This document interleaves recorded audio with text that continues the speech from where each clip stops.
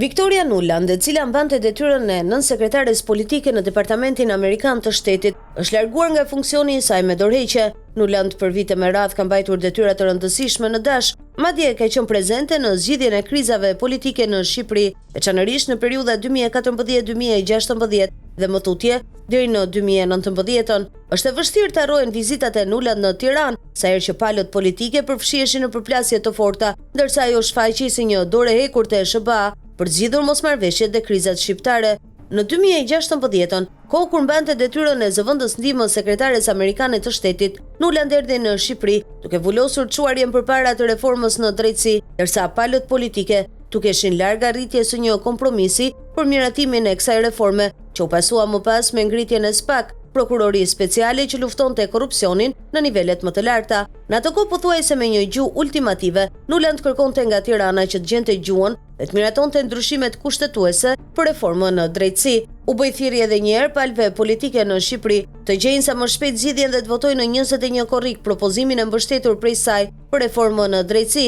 Ishte mesazhi Nuland në 20 korrik të 2016-s, një ditë para se kuvendi të miratonte me 140 vota pro reformës në drejtësi. Por kush do të pasojë Nuland në pozicionin e nënsekretares politike në Dash? Pozicioni i nënsekretares për çështjet politike në Dash konsiderohet si pikë kyçe për faktin se menaxhon të gjitha zyrat rajonale të Departamentit të Shtetit. Ky pozicion pritet të mbahet nga Alison Hooker, e cila është një specialiste e politikës së jashtme e sigurisë kombëtare me 20 vjet përvojë në qeverinë e SBA-s që punon në Azi. Hooker u nominua nga presidenti Donald Trump dhe kaloi testin e parë në Senat, atë të Komisionit të Jashtëm.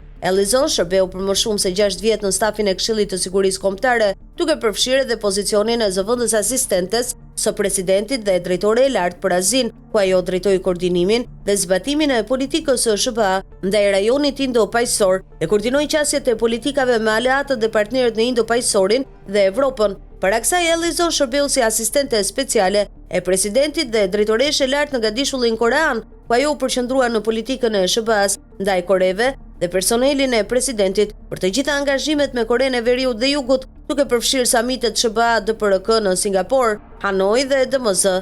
Përpara shërbimit të saj në Shtëpinë e Bardhë, Alison ishte një analiste e lartë për Korenë e Veriut në Byronë e Inteligjencës dhe kërkimit të Departamentit të Shtetit nga viti 2001 deri në vitin 2014. Alison u zgjodh si antare e Këshillit për marrëdhëniet e jashtme për çështjet ndërkombëtare 2013-2014 në Korenë e Jugut, u fokusua në politikën e unifikimit të Koresë së Jugut. Ajo mori një diplomë master të arteve në marrëdhënie ndërkombëtare nga Universiteti George Washington dhe një diplomë bachelor në shkenca politike dhe administratë publike nga Kolegji i Georgias dhe Universiteti Shtetëror. Alison ishte gjithashtu një studiuese në Universitetin Osaka dhe Universitetin Keio, ku fokusua në marrëdhëniet Japoni-Kore dhe marrëdhëniet Japoni-Kin.